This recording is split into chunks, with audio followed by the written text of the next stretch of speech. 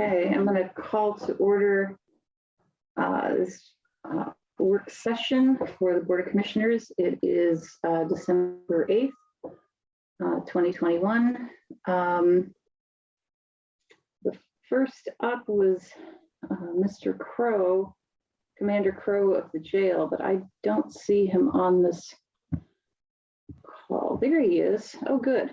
Okay, excellent. Could he be promoted, please, TSD? Yes, give me just one moment, please. Sure, thank you so much.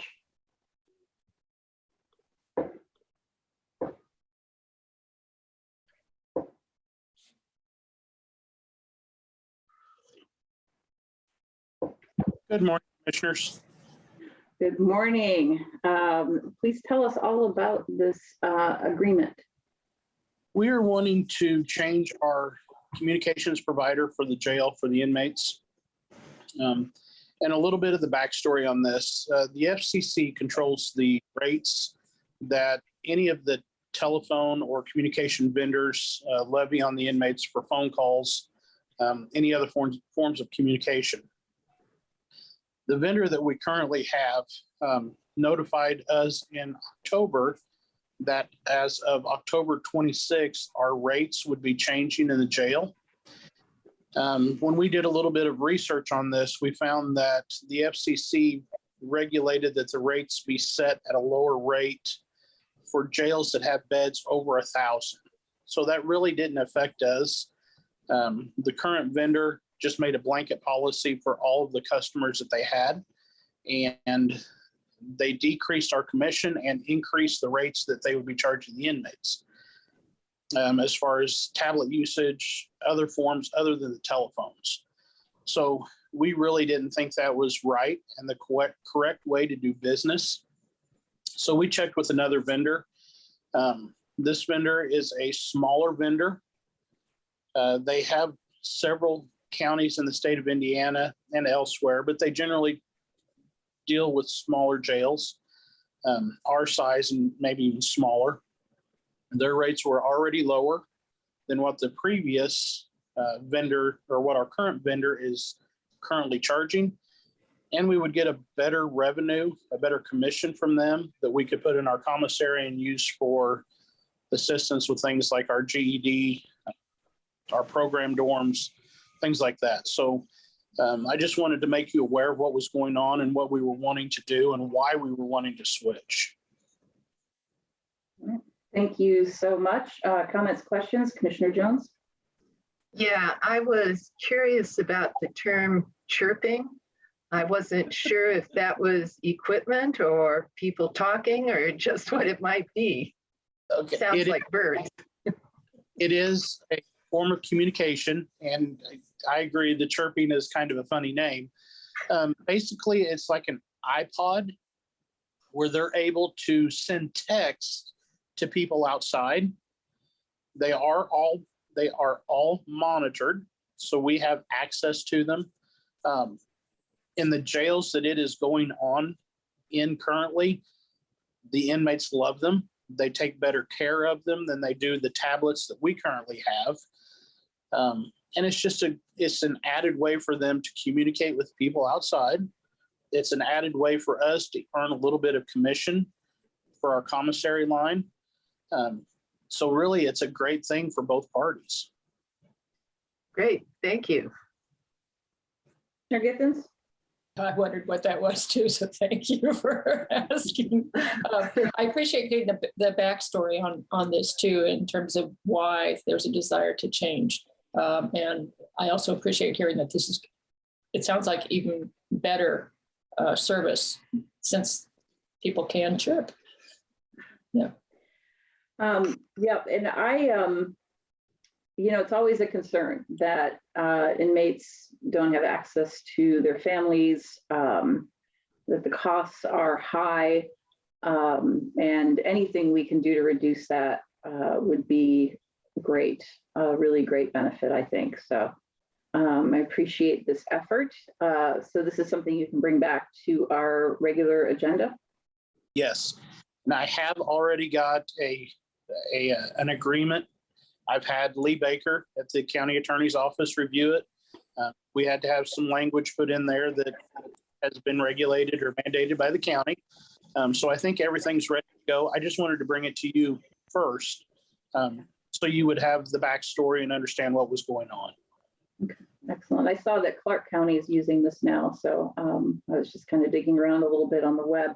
I was actually looking to see if there were complaints from consumers, and I saw some for the our current contractor, but not for CPC. So that's good news. But again, anything we can do to reduce these costs and reduce the burden on these families would be really appreciated, I think. So, You know, if there's a lot more to managing inmates besides putting them in a still cell, a concrete cell with a steel door. You have to give them programs and the opportunity to communicate and things like that. So I don't want everybody to think that we're reverting back to the 1800s where we're being cruel and unusual punishment for the inmates. We want to try to make their stays here as beneficial as possible, and that makes our jobs a lot easier too. So little things like this where they have better access, better communication, I think it helps us as well. Yeah, and that's a great point. And I think highlighting how commissary funds are used is also helpful for the public to hear. It has a real purpose that will serve every inmate, for example, with the GED program. And so I think that that's an important aspect of this as well. And just a few other things, not necessarily associated with this, but talking about our adult education. We just started the Serve Save program with our adult education, and we have several of our inmate workers, trustees going through that program. I think 5 of them have already got their first certification, and they're working towards their second. So, things like that, again, are beneficial to the inmates, they're beneficial to us, and ultimately beneficial to the community. And it's something that is, for employers outside, it's costly. If we can do it in the jail, they get that added benefit. And then I'd spoken with you a few weeks ago about our contract with Advanced Correctional Healthcare. I have got that contract back now, and I think we've got that slated for next week's regular session. So hopefully we can get all these things cleared up before the end of the year. Excellent. Thank you so much, Commander Kerr. We appreciate you coming in. Thank you. Very much. All right. Take care. Bye. All right. And next we have Ms. Ridge with the revision to an agreement with James Graham Enterprises of Bloomington LLC. Good morning again.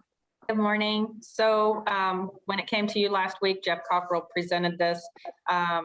They did not get the price increase into their contract for going into 2022. So it will be $24.50 an hour, not $22.50 an hour. And that is cheaper than the group that we were using before this. I think that was up to $38 an hour. And again, we only use the flagging companies on an as needed basis, depending on how many crew members we have working that day, what job we're doing, et cetera. So I wanted to bring that back to your work session for that correction. I also kind of want to get with you guys about the brine facility. As you are aware, NDOT gave us $285,000 to start the brine facility. That was 2 years ago. And as you heard the quotes today, just the building came in at $373,000, I believe it is. The equipment that we have for the brine system, I believe that contract was approved a couple months ago. That was $100,000. So we've also had architect fees on top of that, moving water lines that will happen, and then also electricity. So the costs will exceed the $285,000 without a doubt. The option that we would have in highway is an MBH additional, but that takes away from paving. The other option that I could think about, and I talked to Julie just briefly last night to bring her attention to this because the bid was opening today, is either going to the council for rainy day for this expense out of their rainy day fund, or the ARPA funds. It will be very beneficial in the long run with the roads. We won't be putting down as much sand, but It's more costly than what we originally anticipated. I don't think anybody could anticipate what it was going to cost. We've done a lot of research over the last year on the brine systems. Toby traveled to Harrison County by Corridon. We've gone to the NDOT facility. We have visited the City of Bloomington facility. Our system is being built to be added on to. It's not a homemade system.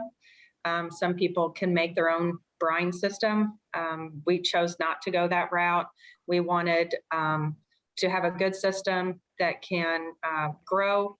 And again, that's what the cost are. Even the garage doors, we were having troubles getting a good quote for the doors to come in on the building. So that's kind of where I'm at with the brine facility. And I really wanted to put it out there on and how you guys want to proceed with discussions, how you prefer me to proceed with discussions with the council or yourselves, or so yeah. And you can just think on it and get back with me. So also, I don't want to put you on the spot for any answers right now, but we kind of anticipated that the bids, the way society is going right now and the cost of everything, we kind of thought that the bids might come in at 300,000 and not 150,000. Yeah, sure.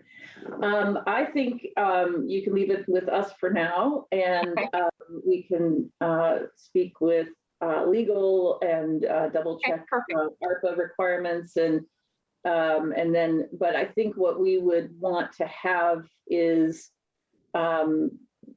just a general sort of back of the envelope kind of calculation of the total. Yep. There's so many components, right? It's not just like, oh, put in a brine system, that's it. So if we can get, a listing of the estimated costs, the things that haven't been priced out yet with the bids, of course, and then the brine system, everything that we know it will cost and what we anticipate the additional costs will be. If we can get all of that together in one place, we can start, we can work on whether or not this is a fit for ARPA, and if it's determined that it's not, then because this would be an infrastructure purchase, then we can all work together with the council and try to determine the best way to move forward. I know everybody supports this, so I don't think that's the question. Is how do we pay for it, and we'd hate to take anything out of paving. Yeah. Okay, we will get you the calculations, and I appreciate the time on that. Excellent. Mr. Coppo, can we actually go ahead today and vote on this revision of the contract from last week? I think you could vote on it. Yes. I mean, it's not clearly not a new thing since we just talked about it last week. And I think this is more along the lines of, it's not quite a Scribner's error, but it's pretty darn close. But I would think you'd want to vote on it just to make sure the record shows. Excellent. Thank you so much. It looks like, if my colleagues will indulge, it looks like Council Member Hawk has a comment to make, and TSD, if you can bring her over. Yes, I think, Commissioner Thomas, that you covered my questions. I had my hand raised before you started making the list. I was just trying to follow along to see about what the additional costs are going to be. And so I look forward to seeing that. And I mean, we have to do the brine system. So we just have to move forward on this, and they're just, whatever pot of money we have to get it from, that's where we'll have to get it. But thank you for your work on this. As you might know, I'm following along with you as best I can on these meetings, but sometimes I go in the kitchen to get an apple and I miss some of it. So I apologize when I miss that, and then I have to ask questions. So I have another question at the end of this meeting about what you said at the other meeting, because I missed that getting my apple. Okay, bye. Okay, good. We'll come back to you in a moment. Commissioner Githens? Yeah, I need a delivery of an apple, but the other thing is that with the brine system, I want to point out that roads deteriorate one of the reasons they deteriorate is because water seeps down into cracks and it expands as it freezes. And that's what causes the cracking. Putting down that brine, which would freeze at a much lower temperature, will ease some of that destruction of the roads, period, which saves a lot of money and a lot of effort in the long run. So I think that we need to make people aware of the science of what's going on as well. And that's a good point, Penny. And I might also point out that it gives us the opportunity to do more pre-treating to where it saves on overtime. And it saves the environment. It's better for the environment as well. Absolutely. Yeah, and that hard salt and sand is also wearing on roads. So all of it accumulates, and this will help us save money in the long run. So, so Commissioner Jones or Giffens, do you have anything to add either about this initial brine system discussion or about the revised agreement? Okay. All right. So I'm going to go ahead and make a motion that we revise the agreement with James Graham Enterprises of Bloomington LLC to denote the correct hourly rate at $24.50 per hour. Second. Okay, we have a motion and a second. Any public comment on this item? Just raise your hand on the Zoom screen. Okay, seeing none. Mr. Cockrell, will you please call the roll on the revised agreement with James Graham Enterprises of Bloomington LLC? Commissioner Thomas, Yes. Commissioner Jones, Yes. Commissioner Giffens. Yes. Motion is approved, 3-0.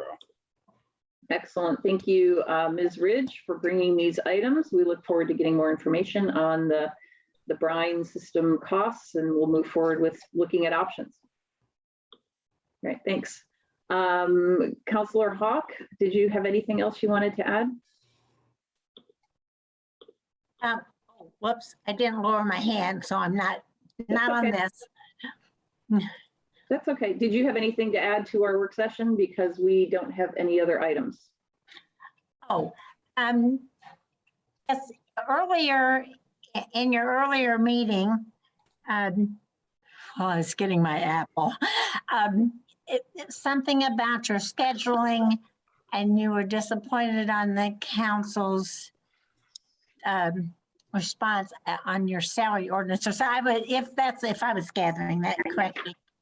And I do radio on Wednesdays, and I want to make sure that what I say is what you actually indicated. So do you have something in writing I could say to make sure I'm saying it exactly correctly?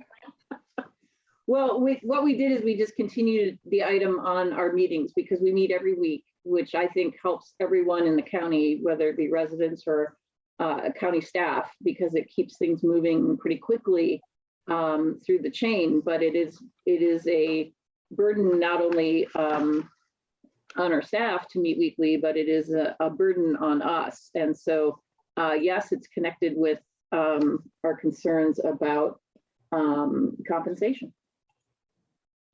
Okay, I just wanted to make sure that I'm saying it correctly. Okay. Don't need to fuss with anyone, just want to make sure that we get it all worked out. Great, thank you so much. All right, let's see, any other departments have an update? Okay, all right, great.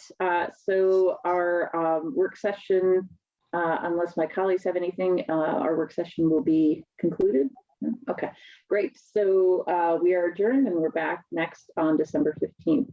Thanks, everyone. Please get vaccinated.